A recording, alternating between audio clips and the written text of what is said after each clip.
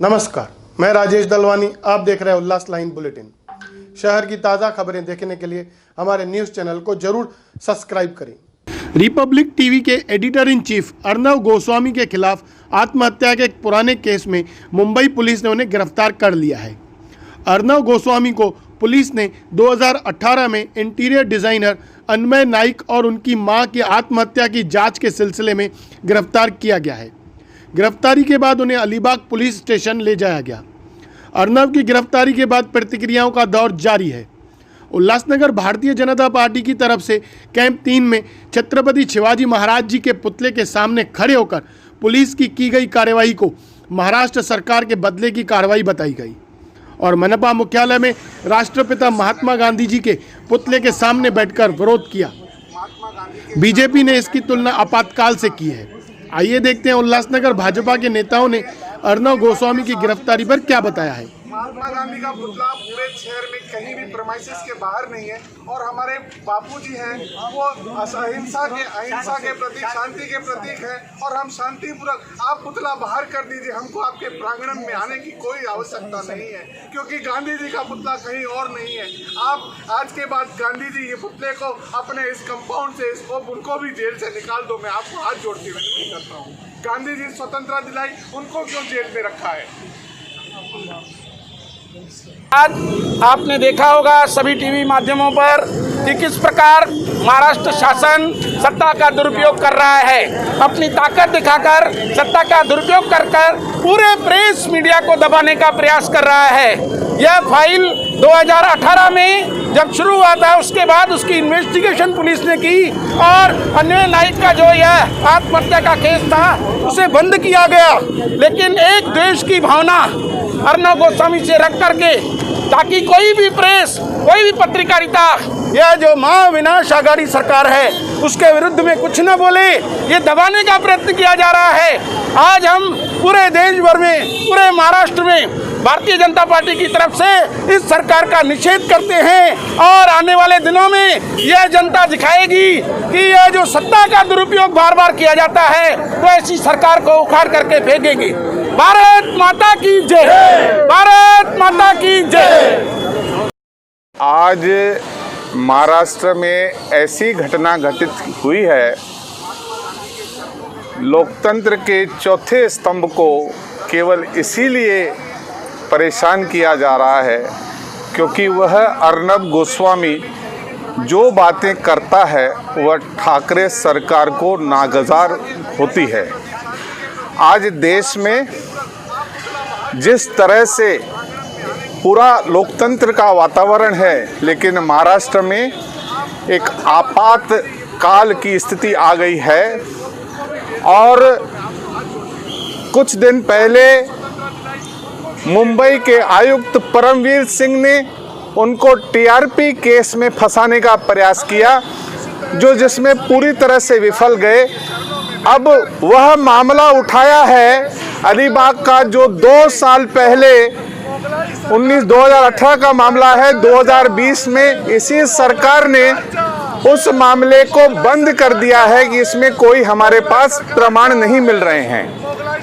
अब अर्नव गोस्वामी पूरे देश में पालघर के साधुओं की हत्या का मुद्दा हो या फिर सुशांत सिंह की हत्या का मुद्दा हो, वह बातें उठा रहा था जो कि इस मोगलाई सरकार, यह वह सरकार है जिसने मोदी और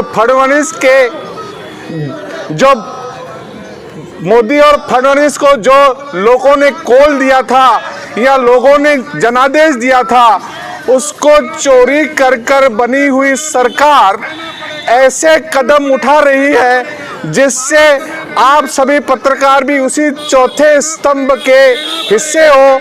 आप लोगों की जरिए से, आपके माध्यम से मैं बोलना चाहता हूं कि यह सरकार अपने विरोध में बात नहीं सुन पाएगी।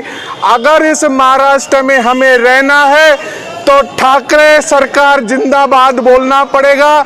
शरद पवार जिंदाबाद बोलना पड़ेगा, सोनिया गांधी जिंदाबाद बोलना पड़ेगा, वरना हम सभी लोगों को, सभी पत्रकारों को जेल में रहने के लिए, अंदर जाने के लिए तैयार होना चाहिए। आपका आरोप है क्या कि सरकार आपातकाल जैसी स्थिति ला रही है? आरोप क्या है, ये दिख रहा है।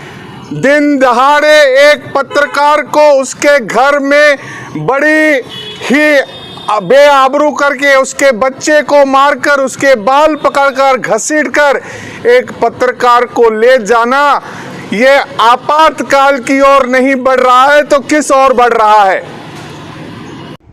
वहीं उल्लासनगर शिवसेना शहर प्रमुख राजेंद्र चौधरी भी क्या बता रहे, आइए जानते हैं। सरकार के खिलाफ आंदोलन किया होगा बीजेपी ने, तो बीजेपी कौन से मुद्दे को लेके राज्य सरकार का निषेध कर रही है वो आपके ध्यान में आया होगा। जो अर्णव गोस्वामी जो है वो अपने पूरे देश में एक चैनल चलाते हैं, और वो चैनल आज तक हम लोग आरोप कर रहे थे कि ये भारतीय जनता पार्टी का चैनल है। अर्णव गोस्वामी को भारतीय जनता पार्टी पैसा देके राज्य सरकार के खिलाफ, मुख्यमंत्री के खिलाफ काम करवा रही है, लेकिन आज वो सिद्ध हो रहा है कि अर्णव गोस्वामी जो है वो भारतीय जनता पार्टी का ही कार्यकर्ता है, और वो चैनल भी भारतीय जनता पार्टी का है, ऐसा ये सिद्ध हुआ है। अर्णव गोस्वामी को जो अरेस्ट हुई है वो पुलिस ने उनको अरेस्ट की है, और पुलिस अरेस्ट करने की कुछ वजह होगी, उनके ऊपर एफआईआर दाखिल हुआ है। एफआईआर दाखिल होने के बाद पुलिस का काम पुलिस कर रही है, राज्य सरकार का इसमें कोई लेना देना है नहीं। लेकिन फिर भी राज्य सरकार और राज्य के मुख्यमंत्री का नाम लिए बगैर भारतीय जनता पार्टी को नींद नहीं आ रही है। भारतीय जनता पार्टी की नींद सरकार, महाराष्ट्र की सरकार जाने के बाद हराम हो गई है। इसलिए भारतीय जनता पार्टी अर्णव गोस्वामी को लेकर आंदोलन कर रही है। देखो कितनी मज़े की बात है, इस महाराष्ट्र राज्य में और समस्या है, उस समस्या को लेकर आंदोलन किया तो हमने कुछ नहीं बोला। समस्या है, समस्या सुलझनी चाहिए, इसलिए आंदोलन कर रहे, तो हम समझ सकते हैं। अर्णव गोस्वामी के वजह से एक आदमी की जान गई है, और वो जान जाने के बाद में उसके पत्नी ने जाकर एफआईआर दाखिल किया है, और एफआईआर में उसका नाम है, उसके बाद में ये कार्रवाई हो रही है। ये सब मीडिया वालों को मालूम है, इस महाराष्ट्र की जनता को मालूम है। फिर भी भारतीय जनता पार्टी अपने हरकतें कर रही है, इसलिए वो क्या कर रही है वो सब जनता को मालूम है। महाराष्ट्र सरकार इसमें कुछ भी उसका लेना देना नहीं, लेकिन इस महाराष्ट्र और पुलिस, मुंबई की पुलिस और महाराष्ट्र की पुलिस जो है वो कानून से काम करती है। महाराष्ट्र में कानून का राज्य है, और कानून किसी को छोड़ेगा नहीं। अगर हम भी उसमें गलती करते हैं तो कानून हमारे लिए भी वैसा ही रहेगा, भले हम सत्ता में हो या सत्ता में नहीं हो।